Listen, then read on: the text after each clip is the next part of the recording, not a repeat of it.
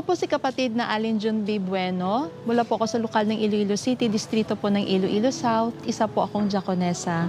Nagtapos po ako ng Bachelor of Secondary Education, major in Social Studies po sa West Visayas State University. Currently po ay nagtatrabaho po ako sa Halandoni Memorial National High School. Bago po akong maging kaanib ng Iglesia ni Cristo, dati po akong kaanib po sa Iglesia Katolika Romana po. Ako po ay masigla rin po doon sa aming relihiyon at naging bahagi rin po ako ng Youth for Christ po.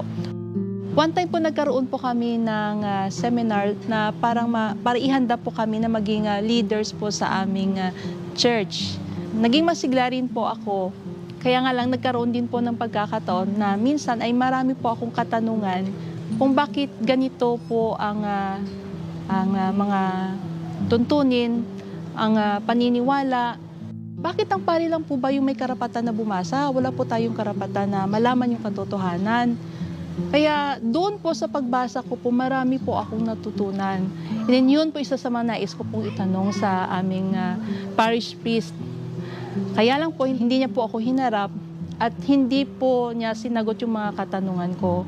And since then po, parang ayoko na po. And then, last na pagsamba ko po, sumamba po ako sa amin, sa church po. Meron po talaga akong hinahanap na hindi ko po makita. Parang nakakaramdam po ako ng emptiness. Kapag merong misa po, hinahanap ko po yung salita ng Panginoong Diyos kasi nagbabasa na po ako ng Biblia. Hinahanap ko po talaga na ituro yung dalisay na aral ng Panginoong Diyos, pero hindi ko po makita sa dati ko pong relihiyon. Yun pong huling pagsamba ko. And then, dininounce ko na po yung aking Catholic faith. At naghanap na ko ng ibang relihiyon. Pumunta po ako sa Full Gospel Church. Nakinig po ako sa mga aral nila. And then doon po, hindi naman po ako sumamba hanggang wala na po akong relihiyon. Pero yung tito ko po, yung kapatid na Marcelino Caturas po, ay kaani po ng Iglesia ni Cristo. Sabi ko, Tito, mari ko po bang mabasa yung pasugo nyo? Bumasa po ako. And then, sabi ng tito sa kanya, pwede ka rin sumamba. Sige po tito. Sumama lang po ako kasi curious lang po talaga. And then, nung sumamba po ako doon, nakikinig po ako sa mga aral po at mga salita po ng Panginoong Diyos. So I submit po, sige, okay tito, walang problema, makikinig po ako, sabi ko sa kanya. Hanggang natapos ko po talaga yung aking doktrina. Yung nagdoktrina po sa akin ay si kapatid na Wilfredo Vitog po. Yun po doon po nasagot pong aking mga katanungan at naging maliwanag po sa akin, huwag mag-carve ng image at sambahin. Dahil iisa lamang po ang Panginoong Diyos natin. At ang Panginoong Diyos ay walang imahe, siya ay espiritu. Kaya ipinagpatuloy ko po at sinabi ko po sa aking sarili, ito po ang tunay na relihiyon. Kasi ito pong nagtuturo sa atin ng tama na nakabatay po sa Biblia.